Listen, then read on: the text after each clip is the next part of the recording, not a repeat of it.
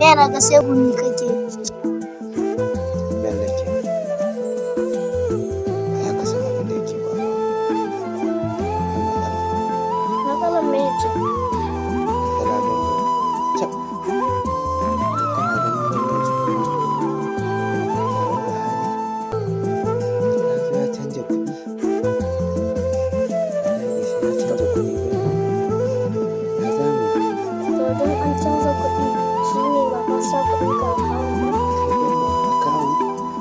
Cap. To wannan tsohon wayo yake so ya mana. Wayo yake so ya mana. Wayan me? Wayan me? Yanzu mun je mun sa kuɗin mu a akawun. Zuwa zai yi biya bashin da ake bin Najeriya da su. Haka ya mana wayo ya talauta mu.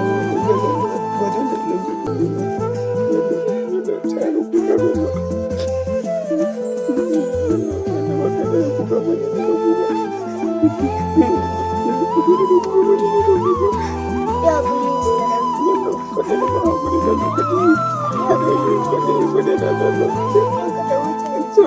Bello ba ta wuce ba.